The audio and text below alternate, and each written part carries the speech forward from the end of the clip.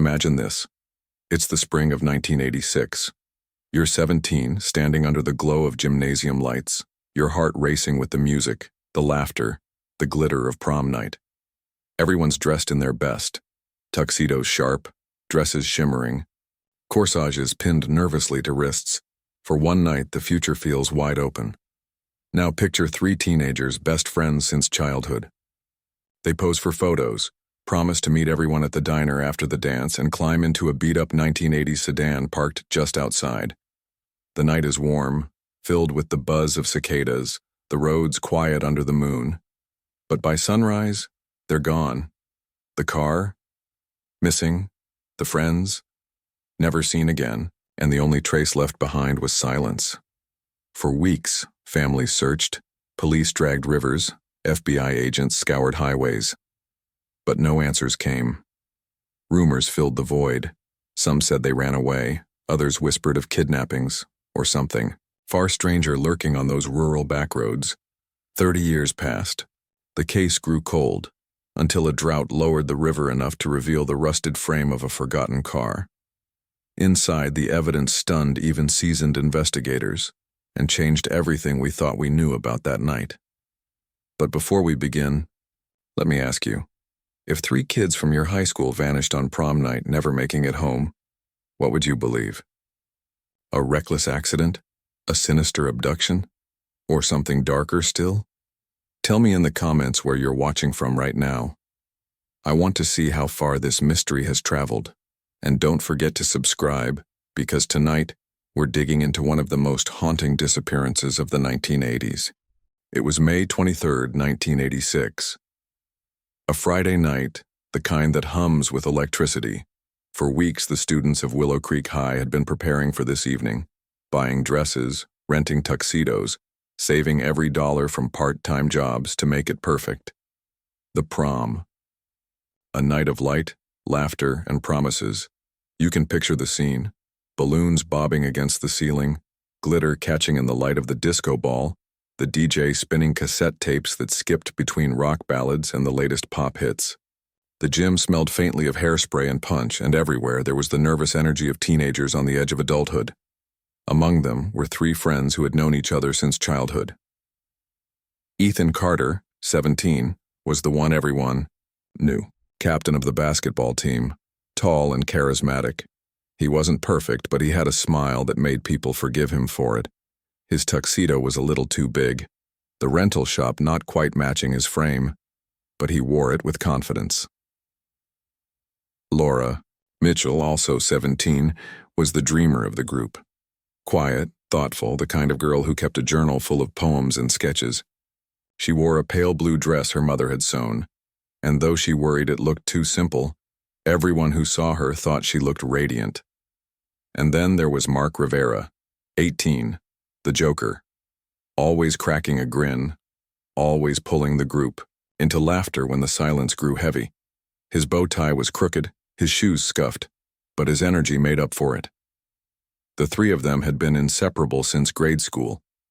Tonight was supposed to be one more memory before their paths diverged, forever. The night stretched on with music and photos, laughter and promises. They danced awkwardly at first, then with more abandon as the hours slipped by. Teachers tried to keep order, chaperoning along the gym walls, but even they softened, remembering their own nights long ago. Parents peeked in, snapping Polaroids, before disappearing into the night. For those few hours, the world outside didn't exist. The Cold War, the small-town struggles, the future looming after graduation, all of it melted away in the glow of the gym lights. But eventually, the night ended. As the last slow song faded, the 3 friends gathered their things. They weren't ready to go home yet. Prom was a rite of passage, and the tradition was to meet at the diner just off Highway 12, the place with neon signs that buzzed late into the night, jukeboxes in every booth, and milkshakes that tasted like childhood. Just 1 more hour, Ethan said, tossing his jacket over his shoulder. Then we'll head back. Laura smiled. I promised my mom I'd be home before 2. Mark grinned. Plenty of time. Let's hit the diner. So they walked out together, their shoes clicking against the tile, their laughter echoing in the hallway. The night air was cool, heavy with the scent of cut grass and the distant hum of cicadas. The parking lot glowed under yellow street lamps, cars scattered like pieces on a chessboard. Their ride, a faded blue Chevy Nova, rust creeping at the edges, waited near the back. Mark jingled the keys, tossing them in the air before sliding into the driver's seat. Ethan claimed shotgun. Laura settled into the back, her dress bunching against the cracked vinyl seat. Next stop, milkshakes and fries, Mark announced. The engine coughed to life, headlights cutting across the darkness.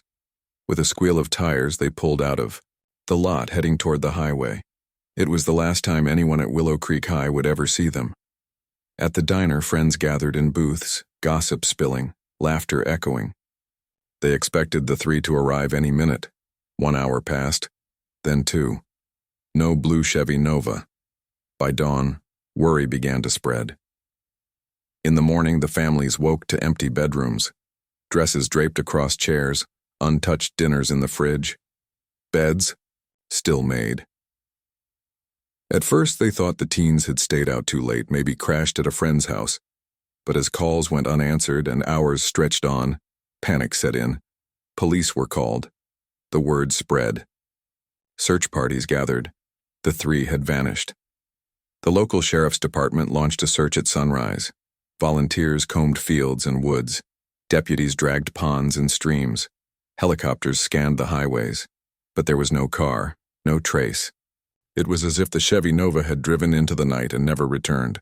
Days turned into weeks.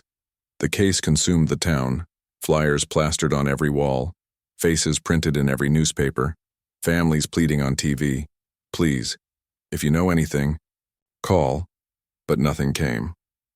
As weeks turned to months, rumors filled the silence. Some swore they had seen a strange van tailing the car that night. Others whispered about headlights vanishing into the woods off Highway 12. A few even claimed the trio had run away, chasing a future beyond the small town. But their families knew better. The three had been planning their lives. College applications, summer jobs, dreams of the future. They hadn't planned to disappear. By fall, the search had dwindled. The case was declared cold. But in 2016, when drought drained the river outside town, a fisherman noticed something glinting beneath the surface. Rusted, twisted, a shape half buried in mud, the outline of a car. And when divers pulled it free, the truth began to unravel, because inside that car they found something no one expected. For 30 years, the story of the three missing teenagers lingered like a ghost over Willow Creek. Their photos yellowed on bulletin boards, their names whispered in hushed tones at class reunions. Every anniversary, the local paper ran the same headline: "Still missing, still no answers." And then came the drought. It was August of 2016, a blistering summer that left the riverbed cracked and dry. Fishermen walked across places where water had once run deep, their boots crunching on dry mud. That's when one of them saw it. Something metallic, jutting out of the dirt. At first, he thought it was debris, an old pipe. Maybe junk tossed decades ago. But as the mud shifted, the shape grew clear.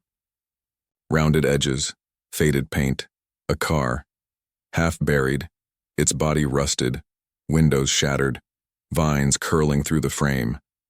And on its license plate, barely visible beneath layers of grime, 3 letters and 3 numbers that every cop in Willow Creek remembered by heart: the missing Chevy Nova. News spread in minutes. By the time deputies arrived, a crowd had gathered on the riverbank. Old classmates, family members, strangers who had grown up hearing the story. They stared in silence, hands over mouths, as divers began the recovery. Television crews arrived. Headlines flashed across the nation. Prom night mystery: missing teens car found after 30 years. For the families, it was a moment of hope, tempered by dread. The car was back. But what would be inside?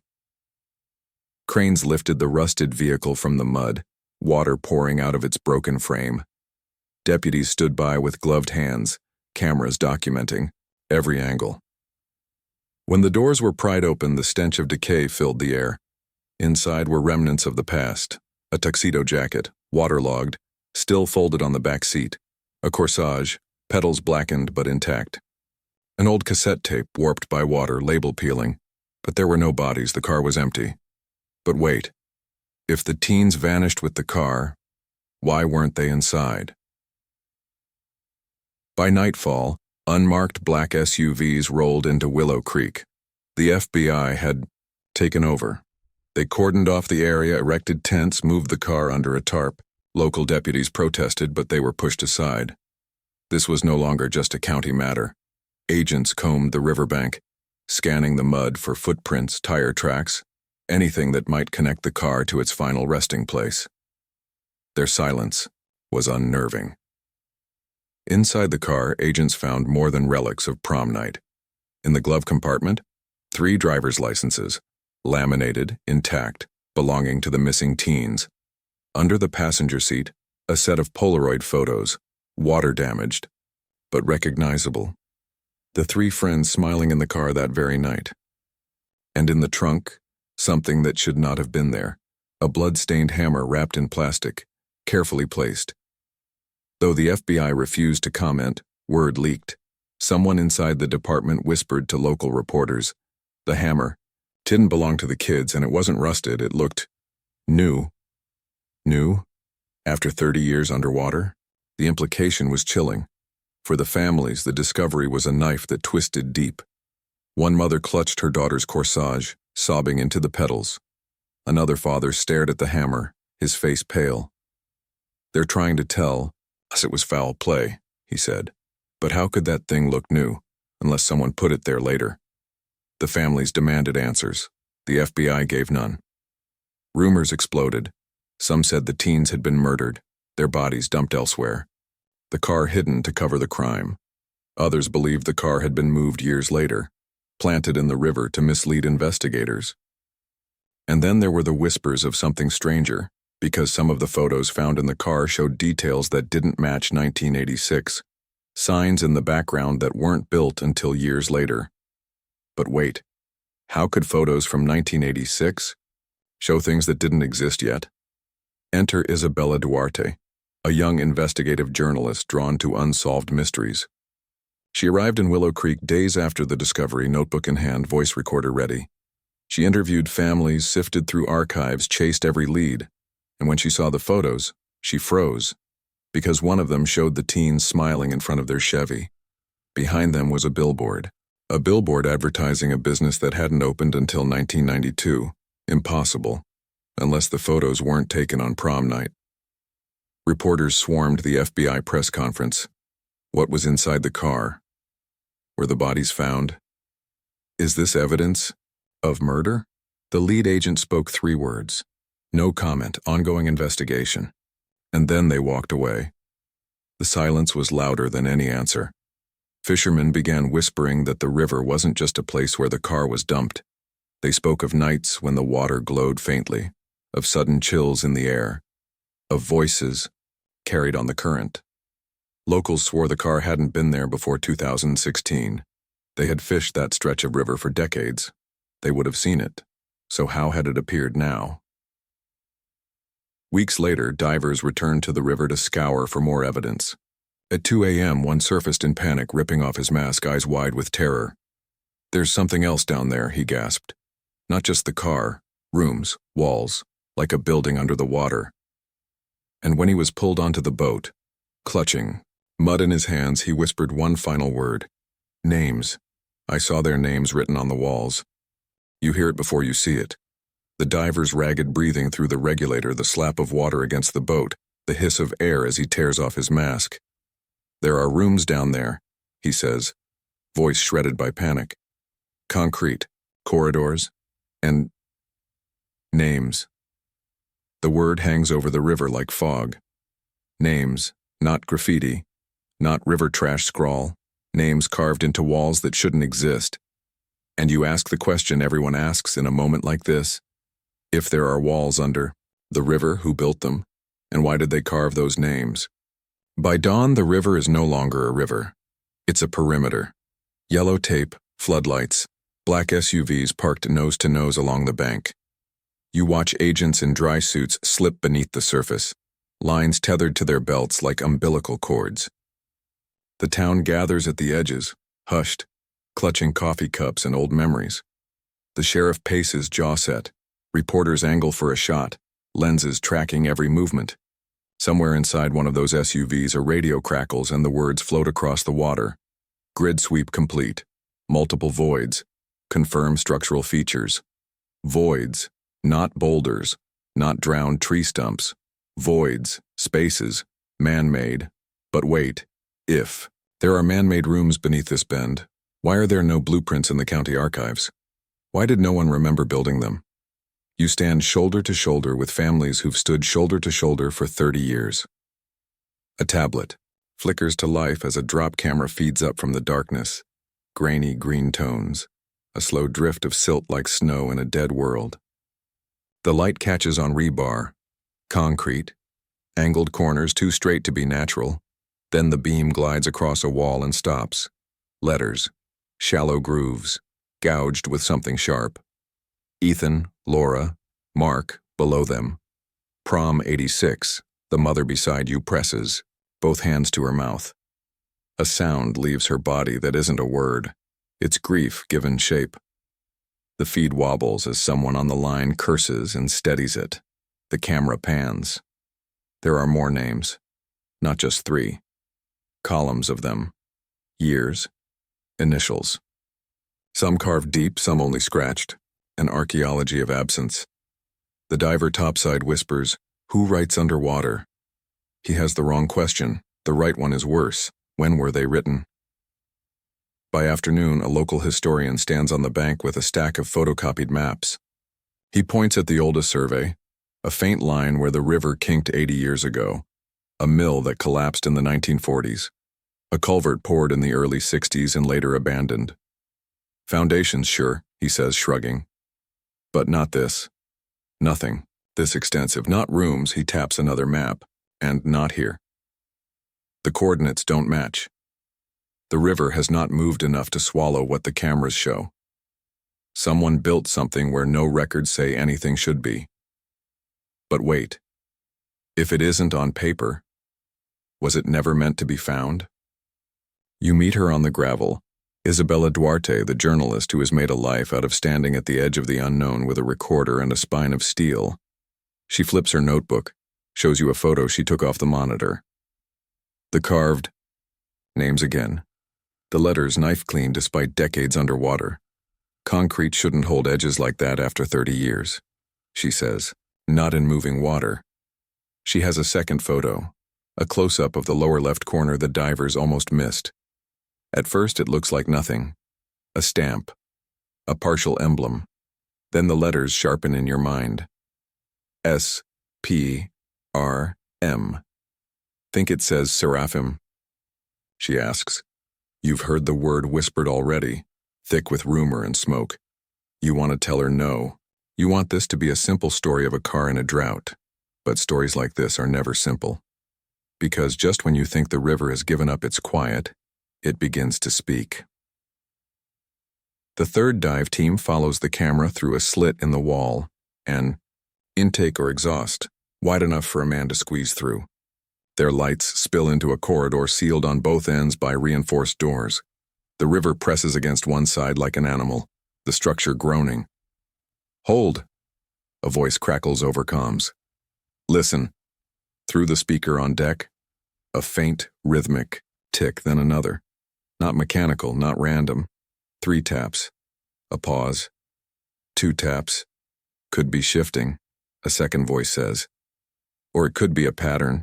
Someone on the bank mutters, SOS, and laughs too loudly to mean it.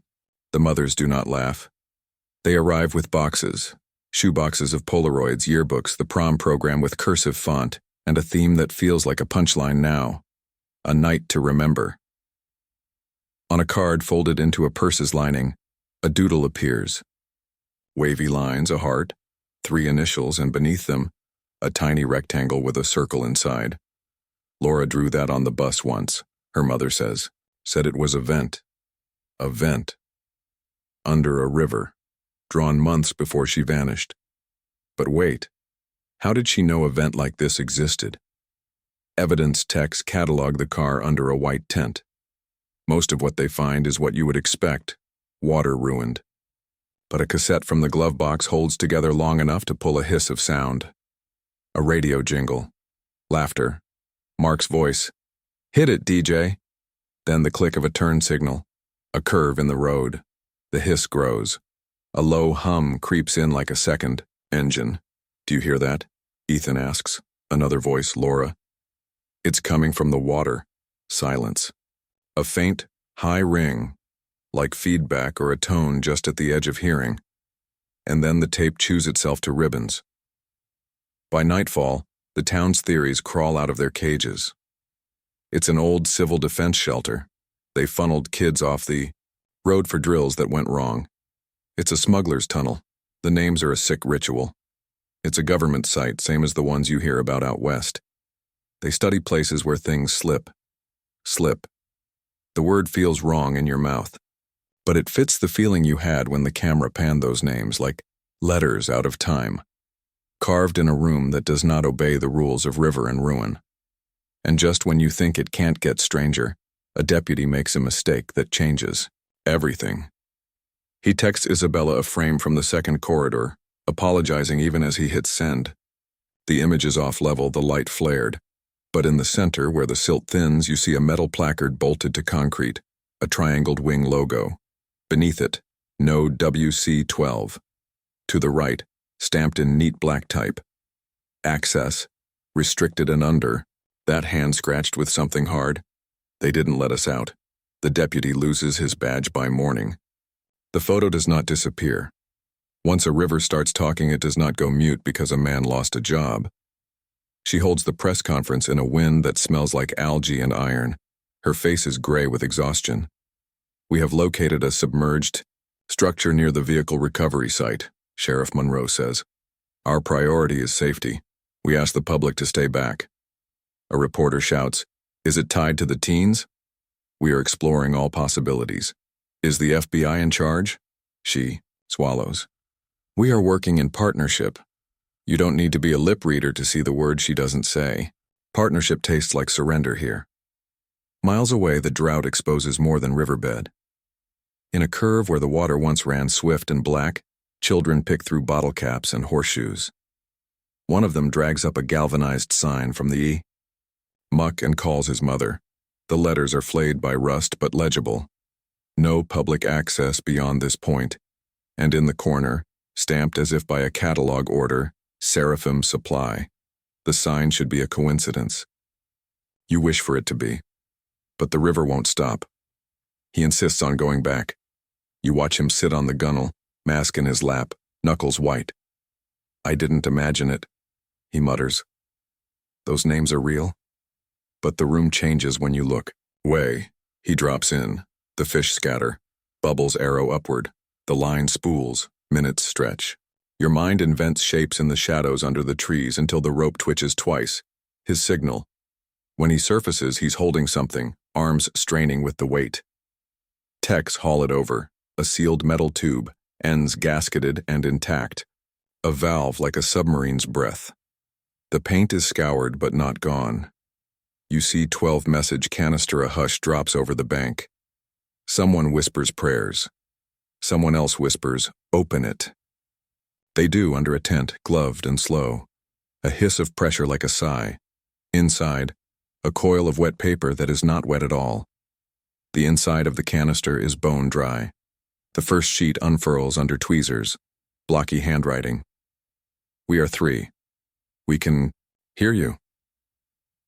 The second, "Do not open the door at night." The third, "If you can read this, the clock is wrong." Below the sentence, 3 signatures. Ethan Carter, Laura Mitchell, Mark Rivera. The ink is not 30 years old, it is clean. It is today. But, wait, if the ink is fresh, when were the notes written?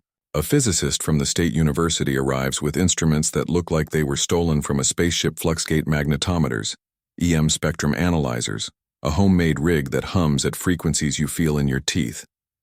At the waterline, his graph spikes. He cocks his head. "The field's fluctuating in a periodic way," he says. It's like a heartbeat. He tosses a pebble into the current. It leaves concentric rings that skew midstream as if hitting glass you cannot see. He does not say the word portal. He says interface, he says threshold. He says if you force it, you might get what you want and something you don't. The families look at the river and do not hear theory. They hear their children. A woman calls the tip line and hangs up twice before she lets the third ring reach a human voice. She meets Isabella at the diner with the red booths that never close, 20 miles from town, face lined by years of not telling the truth. She was a waitress on prom night. She says she saw the blue Chevy nose into the lot and then pull away before the kids came in. She remembers because she wrote the plate on a napkin, a habit after a run of dine and dashers, but it's not the car she wants to talk about. It's the truck behind them. A municipal paint scheme. No company name. Only numbers on the door. WC12. Water control? County? Isabella offers. The woman shakes her head. Those trucks never came at night. Not back then, and not without flags. A truck. A unit number. The same code stamped on a door beneath the river. You stand on the mud at midnight because everyone stands here now. Mothers, believers, men who say they don't believe, and then won't turn their backs on the water. The night is so clear, you can hear a fox sneeze a field away. And then the low tone comes again, the one from the ruined cassette. A hum at the edge of human hearing. Your molars buzz. Your vision prickles. Across the river, a ribbon of light shivers in the air like heat mirage, but there is no heat. The flux meter on the physicist's crate goes feral. The needle pegs. The graph prints so fast it tears. Someone whispers, "They're here." A drift of paper slides to your shoe, a page lifted on the smallest wind. You stoop and smooth it with glue-stiff fingers. The ink bleeds a little. Not much. The same block letters. We can see you. The we is the part that unspools something in your gut. Because you've been asking where they went for 30 years. Tonight, the river asks you a different question. What came back? At 2:17 a.m., Laura's mother's landline rings. Caller ID says unknown in a green font older than some of the cops downriver. She lifts the receiver and says hello twice, the way she has every time a phone has rung since 1986 static. Then a breath. Then a voice that is her daughter's and not. Mom? She almost drops the phone. The sound on the line cracks like ice. We're almost to the diner. The voice says softly, like the night didn't end. We got turned around. Laura, where? The line pops, the tone returns, that annihilating hum. In the dead air, another voice whispers, lower, layered, somehow many in one. Don't open the door. The line dies. She runs to the river barefoot and screams a name that does not belong to the woman she is now. Police find her at daybreak, shivering, mud to her calves, face lit with something like hope and something like terror. On the bank, the sheriff draws a line in the silt with the toe of her boot and stares at it like it means more than the sum of its minerals. The FBI's lead agent stands beside her, the kind of man trained to show no edges. You can't keep them back forever, she says. We can keep them safe, he answers. She gestures at the tent, the canister, the note that says the clock is wrong. From what? From the past? From the future? He doesn't look at her. He looks at the river. From themselves, he says. At dawn, the divers run a final cable through that slit in the wall. They say they're bracing the structure. They say it's about safety. You watch the winch whine and the silt boil. The cable goes taut. The wall shivers, and then a seam appears in the concrete like a smile with no kindness in it. A rectangle in a rectangle. A door. It yawns inward, water boiling through the gap. For a moment, the current surges as if the river itself has been waiting. The floodlights slice the opening. In the beam, fingers curl around the frame from the darkness inside. Human, pale, wrinkled like paper left in rain. A face leans into the light, It is and is not one you recognize from the photos on every telephone pole. The eyes do not blink. The mouth moves. And through the speaker on deck, clear as if the river were a wire, you hear 3 words in 3 voices, braided into one. Do. Not enter. The current takes the rope. The opening widens. The surface above you dimples, and for a heartbeat the river looks like glass stretched too thin. Something knocks from the other side. 3 taps, a pause, 2 taps. The diver on the line says softly, not to anyone in particular, not even to the air. They carved the names from inside. The feed cuts to static. The note was still damp from the river when investigators read it aloud under the floodlights. We are 3. We can hear you. Do not open the door at night. If you can read this, the clock is wrong.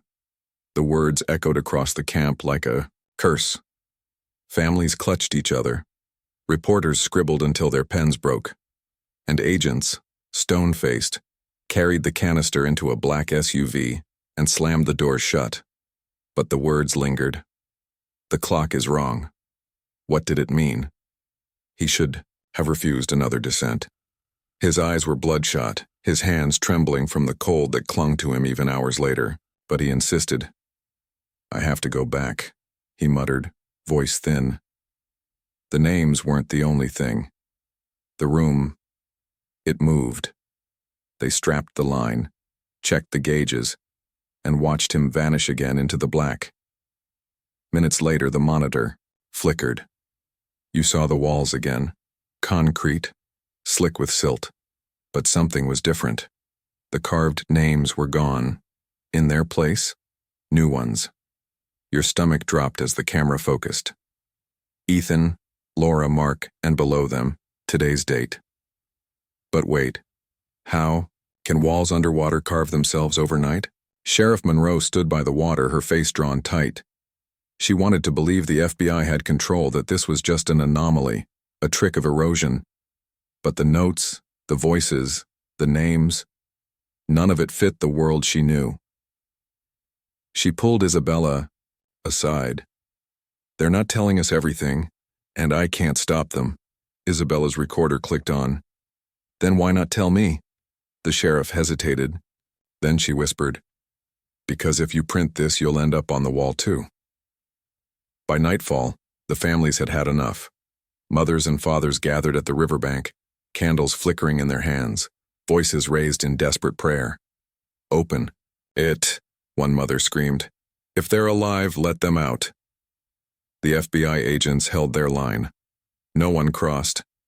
A father pushed forward, veins bulging in his neck. 30 years you've lied to us. 30 years you've told us nothing. Let us in. Tears glistened on every face, rage replaced grief. The crowd pressed closer, and then, as if in answer, the water rippled. A low hum rolled through the air. The candles flickered and went out. Dr. Perkins raised his instruments, the meters screaming. It's cycling again, he shouted. The field is peaking. If you open that door now, you won't just let them out, you'll let something else through. The families froze. The hum deepened, vibrating in their bones. And from the river, voices rose. Dozens, hundreds, layered, overlapping. Like a chorus, help us. But woven beneath it, another voice, deeper, sharper, not pleading, commanding, stay. That night, Isabella played the ruined cassette recovered from the car again. She slowed it down, filtering static through her laptop. At normal speed, it was chaos. But at half speed, the hum revealed something chilling. Numbers, spoken in a flat mechanical voice. Coordinates, dates, and then faintly, Laura's voice. We're almost there. But the date, she said, didn't match 1986. It matched the day. The car was pulled from the river. But wait, did the tape predict the discovery? Or was it recorded after they vanished? Deputy Harris was the one who leaked the first corridor photo. He hadn't slept in 3 days. His hand shook as he gripped his service revolver. They're not dead, he muttered in the station. They're not alive either. I saw her face, Laura. She looked right at me through the monitor and she smiled like she knew I'd be here. Other deputies exchanged glances. Some believed him. Some whispered about stress. That night, Harris vanished. His cruiser was found parked neatly by the river. On the dashboard, scratched into the dust with a fingertip. The clock is wrong. Isabella dug deeper into the Seraphim leaks. One document stood out. No WC12. Time anomalies persistent. Subjects report alternate dates. Divergent perception. Maintain containment. Never synchronize with external clocks. She circled. The last line in red. Never synchronize. Had the teens fallen into a place where time flowed differently? Was that why their photos showed billboards from years later? Was that why their notes looked freshly inked? Dr. Perkins designed an experiment. He placed 3 synchronized watches in a waterproof case, sealed it, and dropped it into the corridor. When the divers retrieved it, 2 watches showed the correct time. The third was days ahead. "It's not a malfunction," Perkins whispered. "It's drift. Time doesn't run straight in there. It loops, it skips." He looked at the families with haunted eyes. If they're inside, they may have lived every day since 1986. Or maybe it's still that same night for them. We can't know. But wait. If time bends, then what came back through the door might not be the same as what went in. Another diver surfaced with shaking hands. He carried a smaller canister, dented and half-crushed. Inside, only 1 page survived. The writing was frantic, jagged. "It isn't just us. It watches. It learns. It copies." Below, smeared ink formed half a name, L. The rest dissolved into blur. The families, once united in grief, turned against each other. Some demanded the door be opened, convinced their children were waiting. Others begged it be sealed forever, terrified of what might emerge. Arguments exploded on the riverbank, tears and fists flying under the watchful eyes of agents who never blinked. The sheriff tried to hold the line, but her voice shook. "If you open it now, we might not be able to close it again." At dawn, as mist curled over the surface, Isabella stood alone with her recorder. She leaned close, whispering a question into the fog. "What happened to you?" The water stilled, and then a face surfaced, not breaking the water like a swimmer, not distorted by ripples, perfect, clear. Laura's face. She smiled, lips forming words Isabella couldn't hear, and then, in her own voice, through the recorder in Isabella's hand, Laura spoke. "We never left." The morning after Laura's face shimmered on the water, Willow Creek was no longer just a quiet town with a mystery. It was a battlefield. Reporters lined the streets. Protesters held signs at the edge of the river. Families begged for answers. And in the center of it all, the FBI tightened its grip, sealing off every path to the water with barricades and armed men. The whispers of 30 years had become shouts. For decades, grief had united the families. They prayed together, marched together, remembered their children together. But now, they turned on one another. One group demanded the door be opened, convinced their children were alive inside, waiting. They clutched at the notes, at the fresh ink of names carved in concrete, at Laura's ghostly face in the water. The other group demanded it stay sealed forever, terrified that what might come out would not be their children at all. Screams split the candlelight vigils. Fathers swung fists, mothers wailed. The sheriff stood between them, her badge gleaming under floodlights, begging for calm. Agents arrived in convoys. Trucks blocked highways. Helicopters thundered overhead. When reporters asked why, the answer was always the same: public safety. But Isabella, watching through her lens, muttered the truth aloud. They're not protecting the public. They're protecting themselves. But wait, protecting themselves from what? Dr. Perkins refused to leave. With a portable lab in the back of his pickup, he began running tests every hour. He dropped synchronized watches into the river again. Some came back normal, others ran. Weeks ahead. A few ticked backward, hands twitching in reverse. He lowered a video camera into the corridor. When he replayed the tape, the recording showed events that hadn't happened yet. Divers preparing their descent, a sheriff speaking words she hadn't said. And at the 10-minute mark, the tape went black. Then it played again from the start. A loop, When the results leaked, panic spread. Some claimed the teens weren't just alive. They had been living through those 30 years, trapped in endless loops. "Every day for us is every year for them," one mother sobbed. "They've been waiting all this time." But others saw horror. "What if they've lived it too many times?" a father whispered. "What if they've changed?" That night, Isabella received another anonymous package. Inside, a single page torn from a classified report. Project Seraphim, WC12 node unstable. Time drift measured in irregular intervals. Subjects experience multiple presence simultaneously. Maintain barrier. Do not synchronize. Scrawled in, handwriting across the margin. They are not who they were. Sheriff Monroe cornered the FBI's lead agent. "You can't keep us in the dark," she said. "If they're alive, the families deserve the truth." The agent's jaw flexed. "You don't understand what's inside." "Then explain it." He leaned close, voice low so no one else could hear. "They're not trapped in there. They're multiplying." Her face went white. But wait. Multiplying how? At dawn, the river churned without wind.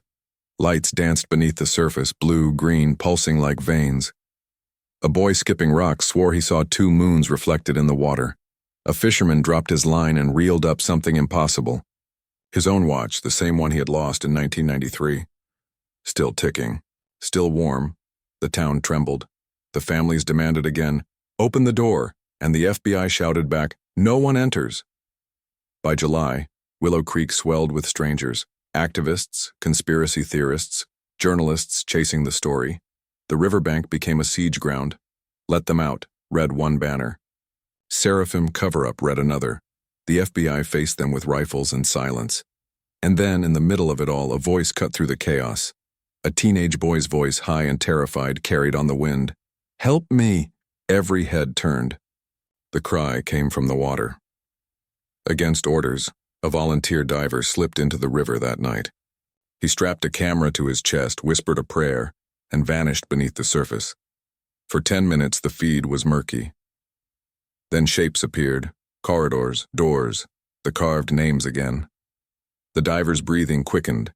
His light swept across the wall. This time new words appeared. "Don't trust them." The feed crackled. A second message came into view, smeared but legible. "Clock reset again." And then, a shadow crossed the lens. A human face, pale and smiling, pressed against the glass. It was Ethan. His lips moved. No sound. Then the camera cut to static. The diver never surfaced. The next morning, Sheriff Monroe slammed her badge onto the hood of a patrol car. "I can't do this anymore," she told Isabella. "They're not investigating. They're containing. And if they're containing, then we're the ones inside the fence." She pointed at the water. "Something's coming, and they know it." That night, at exactly midnight, every clock in Willow Creek froze. Watches, wall clocks, church bells. For 7 minutes, time stopped. When the hands ticked forward again, things weren't the same. Streetlights buzzed with a sound no one had heard before. Dogs barked at empty air. And on the walls of the high school gym, where prom had been held in 1986, fresh words appeared in chalk. "We're still at the dance." You wake to a town that doesn't trust clocks anymore. For 7 minutes last night, Willow Creek held its breath. Hands frozen on oven dials. Second hands stalled on wristwatches. Church bells mute in their towers. And when the gears grudgingly moved again, nothing felt lined up. Dogs barked at corners where nothing stood. Porch lights hummed with a frequency you felt in your teeth. On the high school gym wall, chalk words no one admitted writing appeared in slanted block letters. "We're still at the dance." Parents took photos with shaking hands, then deleted them, then took them again, as if reality might decide to take it back if they blinked wrong. By noon, satellite trucks ringed the football field. News anchors practiced grave voices while producers told them when to whisper. The river, which had been a rumor for 30 years, became a set piece. Crowd shots, a live feed of water that refused to behave like water, a Chiron at the bottom, of the screen that said Prom Night Mystery, because the other truth was harder to print. You already know the other truth. It's not a whodunit. It's a where are we now? At the county building, a clerk swears there are no records of anything under the bend in the river. He taps a gray file cabinet that sticks when it's humid. Culvert in 62, he says. Collapsed in 73, that's it. But a retired concrete foreman meets Isabella behind the hardware store and says otherwise. He doesn't look like a conspirator. He looks like a man who's tried to carry a secret so long it carved a rut in his spine. Summer of 85, he says, voice gravel and menthol. 3-night pour. No permits, no questions. He draws a square on the back of a receipt with a carpenter's pencil. 4 arrows. We called it a vault. Government said flood control, but we never tied it into the river. We tied it into itself. Into itself. Before you can ask what that means, he presses a brass tag into Isabella's palm. Stamped letters pitted by time, WC12 no doing service. Don't tell me how you got it, Isabella says. He shakes his head. I don't. That's the problem. But wait. If men built a vault and wired it to nothing, what was it supposed to hold? And why did the concrete keep the names sharp when water should have eaten them smooth? Dr. Perkins pins butcher paper to the side of his truck and begins to sketch cycles in different colored markers. The lines look like heartbeats thrown down a staircase. The 7-minute freeze wasn't random, he says. It was the crest of a pulse. The field ramps, peaks, collapses. Last night was a peak. He circles a block of time that falls in daylight, which means late afternoon is a trough, lower risk. If we're going to look again, if we're going to try to retrieve anything, we do it then. Someone from the FBI clears his throat. There will be no retrieval. The families say nothing because the word no longer holds meaning when the river writes on your high school walls. Isabella flips her notebook closed. We'll see. The town diner uses paper placemats with mazes for children. Half the lines on the page don't meet anymore. They drift a hair's width off their paths as if someone moved the printing plates by a fraction of a second. The jukebox, which hasn't worked since 2009, coughs up a synth intro no one's loaded since prom. The cook turns, startled. His daughter, wiping a counter, says, "Mom, I smell hairspray." A waitress pulls an old Polaroid from under the counter. Kids in tuxedos, girls laughing, the dance floor a blur of light. On the back, in someone's tidy all caps, "Meet you at the diner." The ink has not faded. It sits on the paper like it's still drying. When Isabella shows the photo to Laura's mother, the woman doesn't cry. She inhales once. Long. She always dotted her eyes low, she says quietly. See? Not like this. This is someone copying. Copying. The word makes your skin ripple. Because if the river can return a car and a corsage, maybe it can return handwriting too. And if it can return handwriting, what else can it return that looks right from far away? The foreman meets them again at dusk at the far lot by the grain silos, where news vans can't angle a shot. He keeps his thumb on the brass tag like a man feeling a lucky coin. We poured the main room, he says, staring at his hands. Then a short corridor, then a door frame with trapezoid corners. Unions had questions, we got answers we didn't like. Double pay, no breaks. Who signed your checks? Isabella asks. He shrugs. Shell names. We used to do dam work for the corps, this wasn't them. They sent a man with a tie who didn't sweat. He kept saying the same phrase. What phrase? Clock discipline. Like the concrete had to learn the time. He looks at the river through a gap in the silos. First night we heard knocking from the forms. Thought it was air pockets, then it tapped back when no one hit it. He puts the tag in Isabella's hand and closes her fingers around it. If you go inside, don't bring a watch, don't bring a mirror. Why? You ask. Because the room wants to match you, and you don't know what it's using as the original. At 3:17 p.m., the field graphs on Dr. Perkins's laptop dip.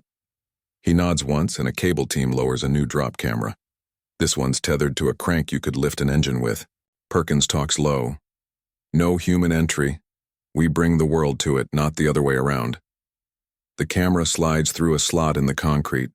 Silt drifts in the beam like the world's oldest snow globe. The corridor tilts slightly left like a hall in a dream. On the floor, paper strands wave, streamers. The beam lifts. Balloons bump a ceiling that isn't there. Colored dots peel and restick to surfaces as if someone placed them yesterday.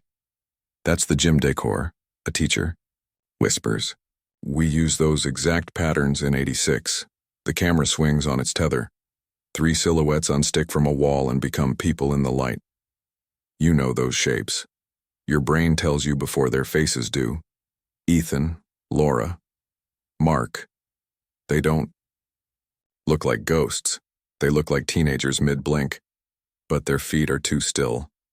Their clothes don't float. The water doesn't touch them where it should. Laura's lips move. The audio brings up nothing but the pop of silt. Perkins whispers, I can try a different filter. The words appear a different way. On the concrete behind her, letters scrawl, wet, as if ink mirrored her tongue. Don't trust the mirrors. The camera jerks as someone on the line yelps. It steadies. More letters bloom in crooked lines under the first, don't let them touch you. The feed whites out for 2 seconds, then returns. The silhouettes have rotated as a group without shifting their feet. Ethan's eyes stretch a fraction, too wide and stay that way as if the idea of blinking hasn't reached him yet. Perkins whispers, up, bring it up, now. They crank the winch. The line shudders.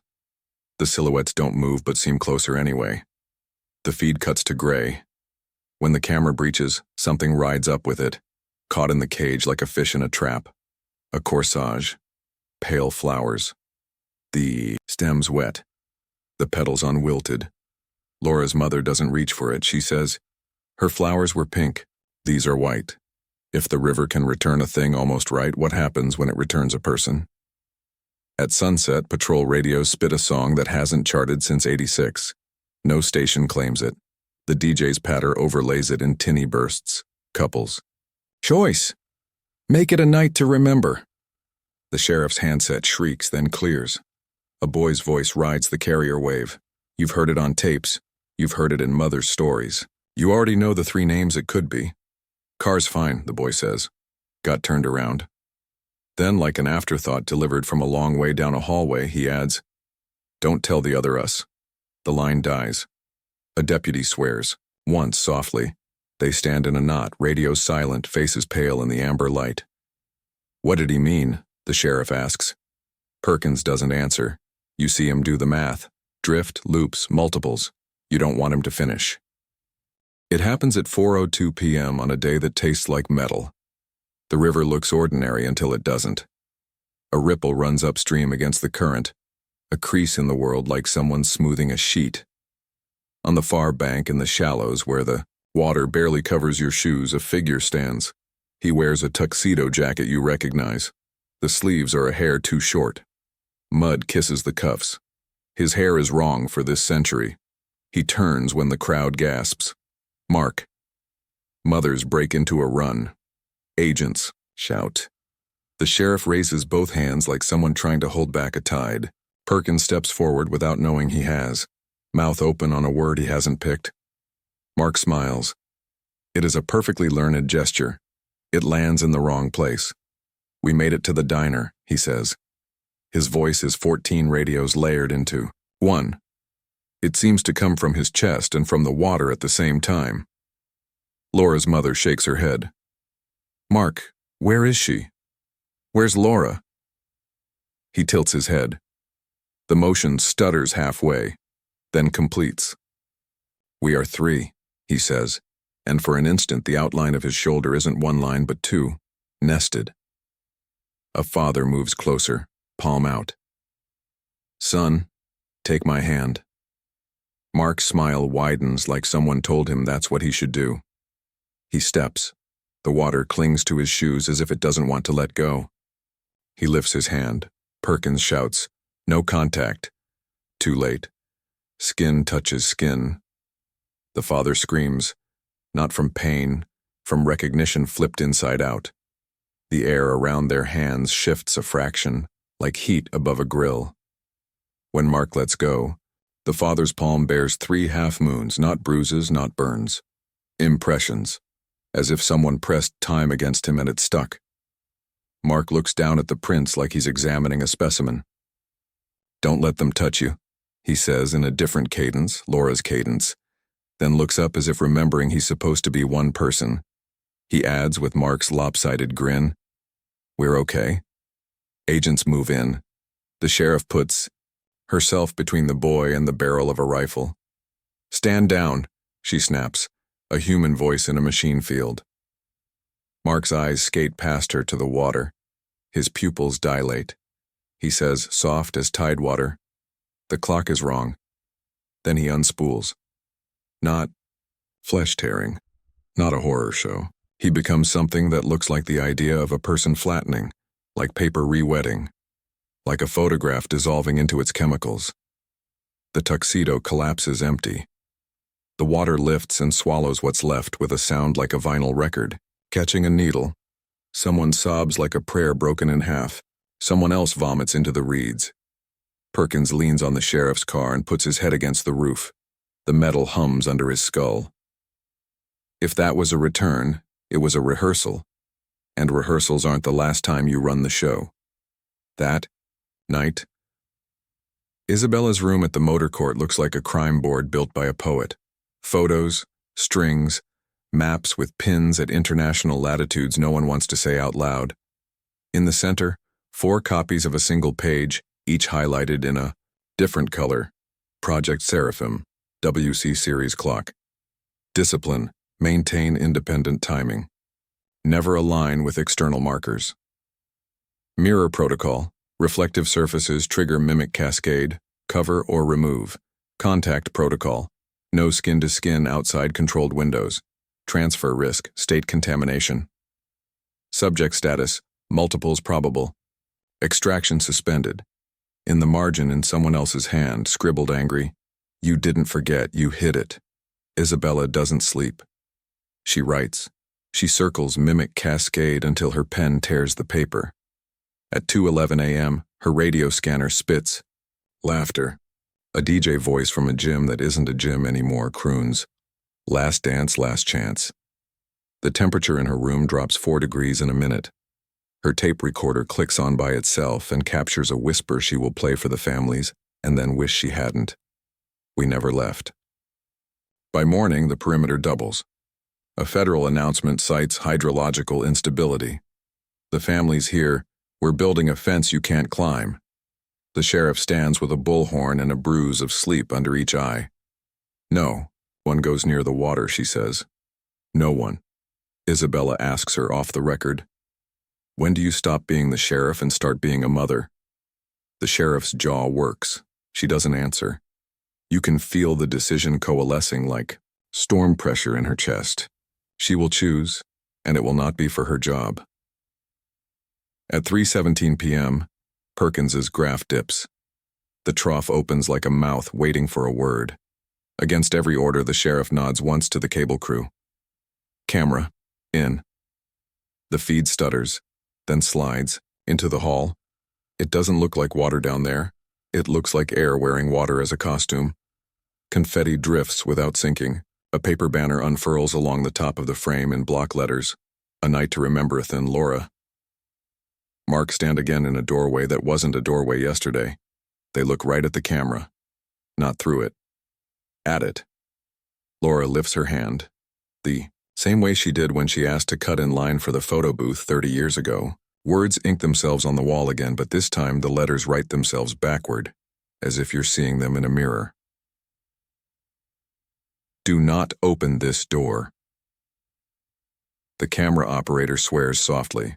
On the screen, at the far left edge, another trio slides, into frame, not walking, not floating, arriving like a thought halfway through a sentence. It's Ethan, Laura, Mark, again. Then a third set, lower, like a reflection in a puddle. Perkins whispers, "Multiples." The steel somewhere deeper in the structure groans and the sound climbs out of the speakers as a harmonic that makes everyone on the bank flinch. The camera shakes. The banner flaps in a wind physics doesn't provide. A square line appears on the far wall, a seam that wasn't there a second ago and becomes a doorway. On the other side, you don't see more hall, you see a gym. Those exact yellow bleachers, those exact paper stars, those exact faces you've stared at in yearbooks. Every kid breathes at once. The room inhales. From the bank, up here, in your world, you hear tires on gravel.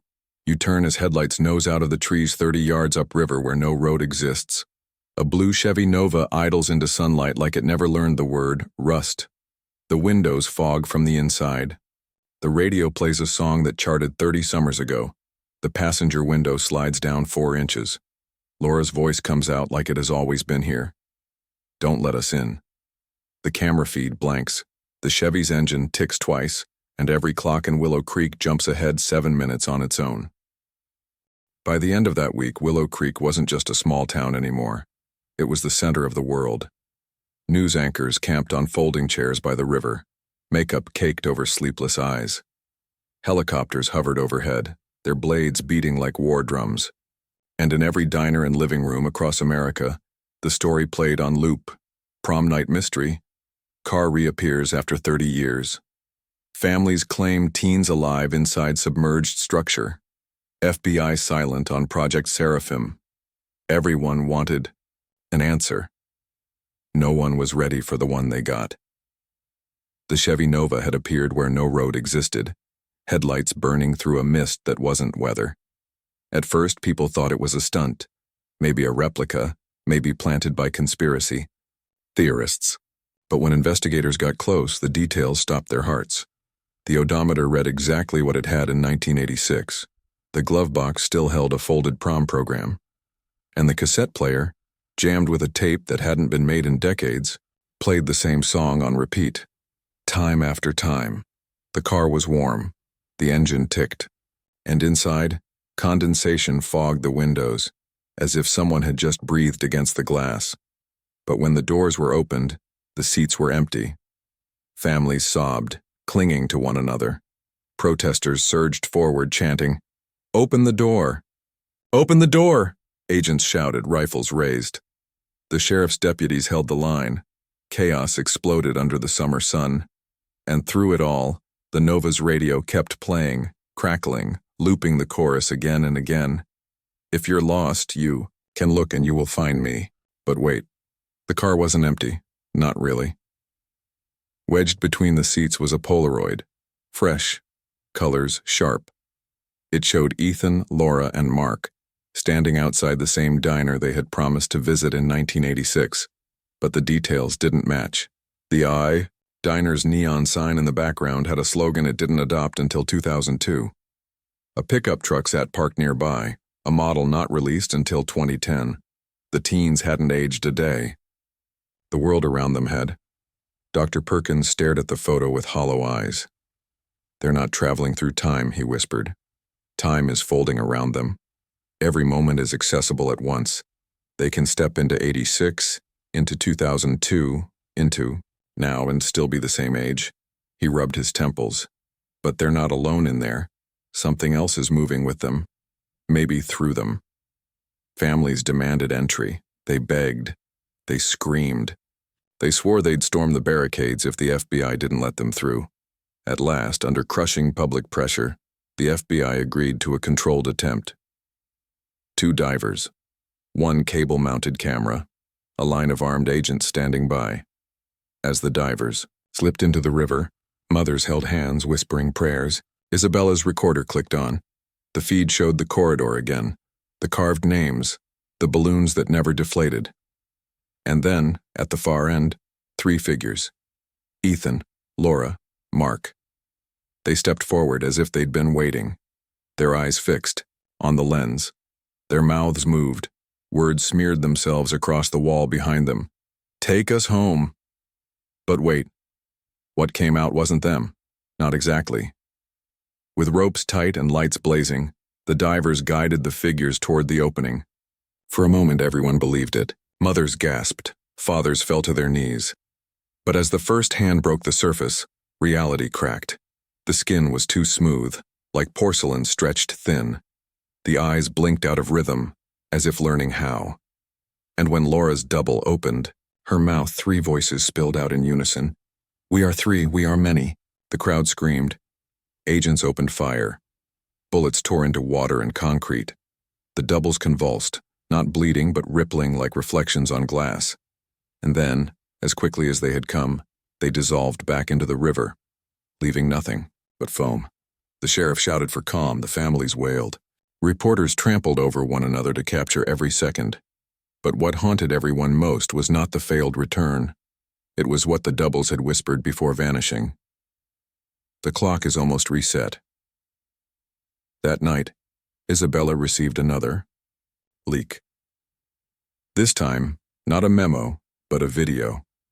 Grainy. Date stamped 1987.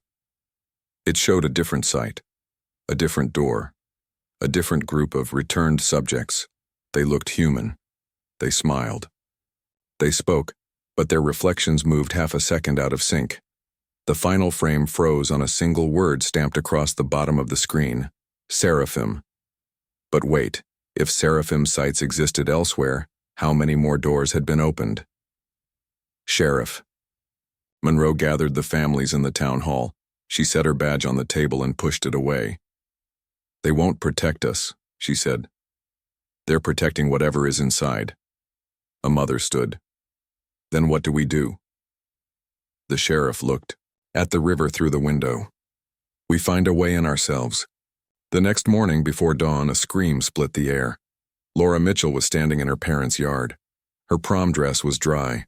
Her corsage wilted. Her eyes wide with fear. Her mother ran to her, sobbing, "Laura! Oh my God, Laura!" But when the girl turned, her voice cracked with terror. "I'm not your Laura," she whispered. "She's still inside, and she doesn't want to leave." Laura Mitchell stood in the yard where she had once planted tulips, the petals now gone to seed.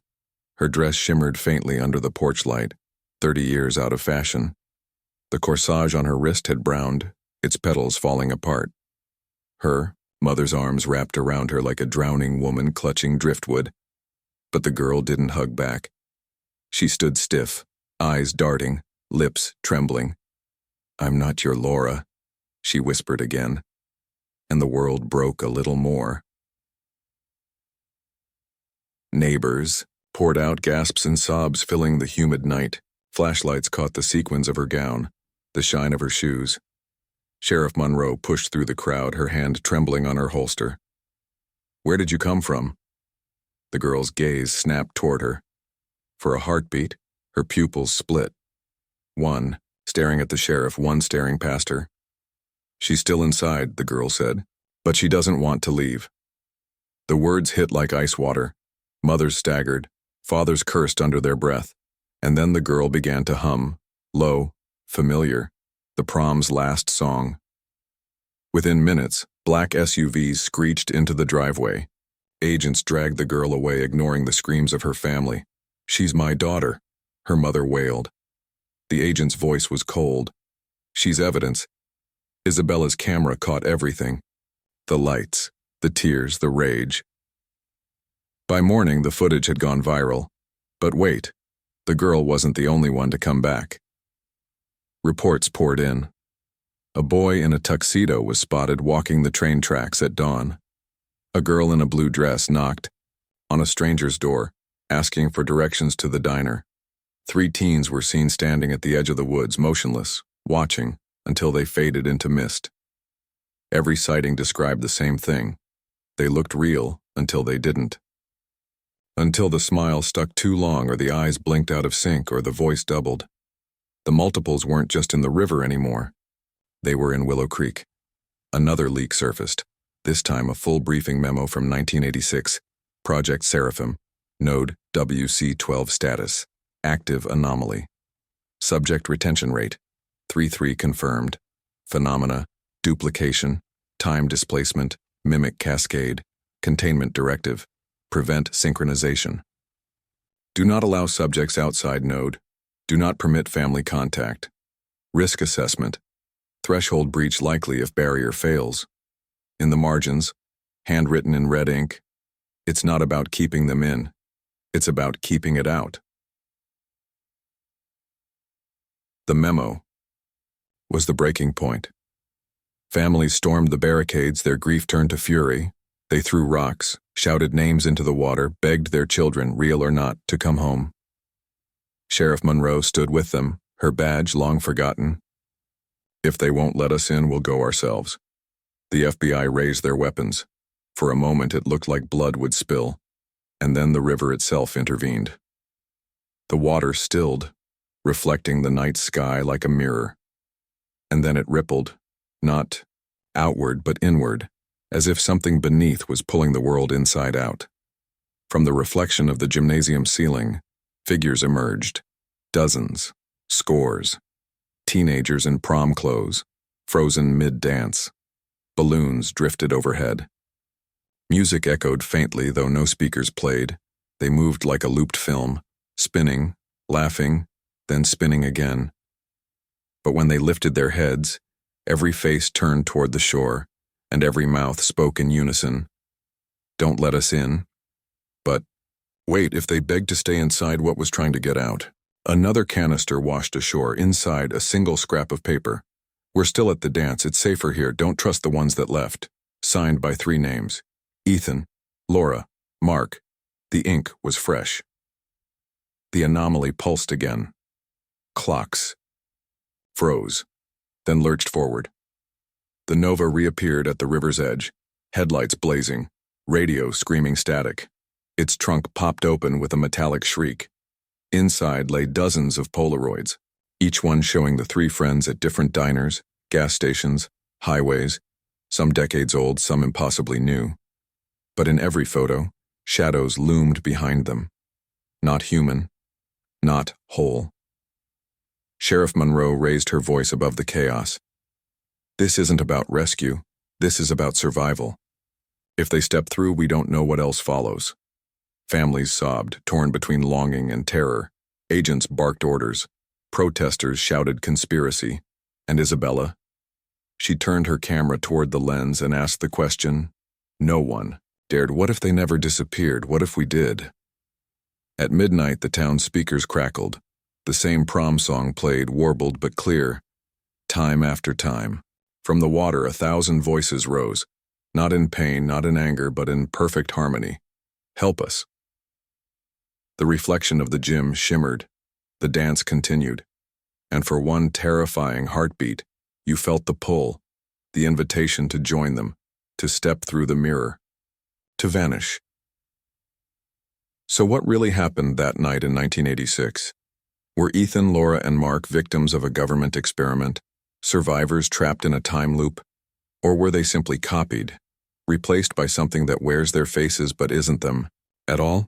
Tell me what you believe in the comments below. Because some stories were never meant to stay buried, don't let them vanish. Keep them alive with us.